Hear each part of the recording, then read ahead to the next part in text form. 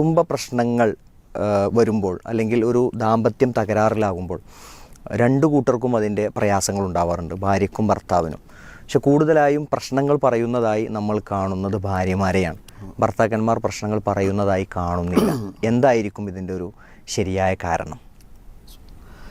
അത് ശരിയാണ്. അപ്പോൾ നമുക്ക് വരുന്ന ചോദ്യങ്ങൾ തന്നെ പരിശോധിച്ചാലും ഭർത്താക്കന്മാർ നമുക്ക് പരാതികളും വിഷമങ്ങളും എഴുതി ചോദിക്കുന്നത് ആപേക്ഷികമായിട്ട് കുറവ് തന്നെയാണ്.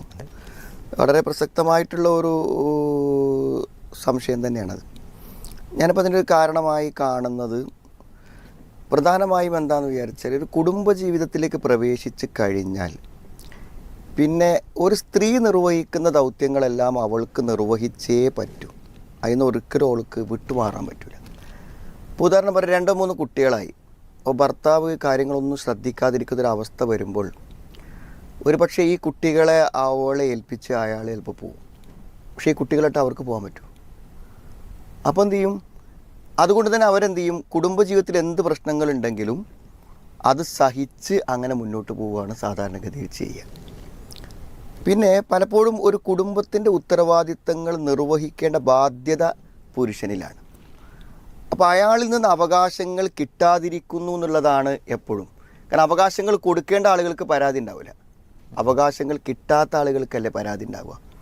അപ്പോൾ എന്നെ നോക്കുന്നില്ല, എന്നെ സ്നേഹിക്കുന്നില്ല, എന്നെ പുറത്തു കൊണ്ടുപോകുന്നില്ല, എൻ്റെ ചിലവിന് വരുന്നത് തരുന്നില്ല, അല്ലെങ്കിൽ എനിക്ക് ഭർത്തൃ വീട്ടിൽ നിന്ന് കിട്ടുന്ന എൻ്റെ പ്രയാസങ്ങളിൽ എന്നെ സപ്പോർട്ട് ചെയ്യണില്ല. ഇങ്ങനെ 100 കണക്കിന് കാര്യങ്ങൾ അവിടെ അവകാശങ്ങളായിട്ടുണ്ട്. അതവർക്ക് കിട്ടാതെ വരുമ്പോൾ എന്ത് ചെയ്യും? അത് അവർക്ക് പരിഹരിക്കാൻ പറ്റാതെ വരും. പിന്നെ കുടുംബ പ്രശ്നങ്ങളൊക്കെ ഉണ്ടായിക്കഴിഞ്ഞാൽ എസ്കേപ്പ് ചെയ്യാൻ, രക്ഷപ്പെടാൻ പറ്റും പുരുഷന്.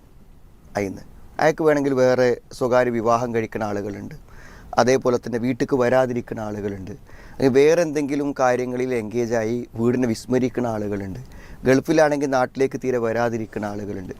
ഇങ്ങനെ രക്ഷപ്പെടാൻ ആർക്ക് പറ്റില്ല? ഒരു സ്ത്രീക്ക് പറ്റില്ല. അവൾക്കത് മുന്നോട്ട് നയിച്ചേ പറ്റൂ. അപ്പോൾ അതുകൊണ്ട് പരിഹാരങ്ങൾ വേണം എന്ന സംഗതിയുമായി ഏറ്റവും അധികം മുന്നോട്ട് വരുന്ന ആരാണ്? സഹോദരിമാരാണ്. യഥാർത്ഥത്തിൽ അങ്ങനെ ഒരു പരിഹാരം വേണം എന്നതിനെപ്പറ്റി ചിന്തിക്കേണ്ട കുടുംബനാഥനിൽ നിന്നാണ് നമുക്ക് എന്ത് ചെയ്യേണ്ടത്?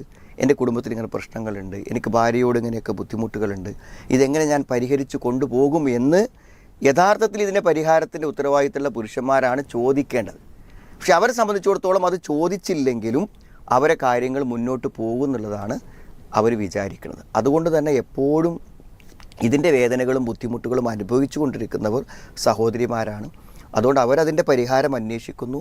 പലപ്പോഴും ആ പരിഹാരങ്ങൾ കിട്ടുമ്പോൾ അവരത് ഭർത്താക്കന്മാരുമായി ഷെയർ ചെയ്യുന്നു. കുറേ ആളുകൾ അത് കാണുമ്പോൾ മാറാൻ തയ്യാറാകുന്നു. അതുകൊണ്ടാണ് സഹോദരിമാരുടെ ചോദ്യങ്ങൾ അധികമായി വരുന്നതെന്നാണ് നമ്മൾ മനസ്സിലാക്കുന്നത്.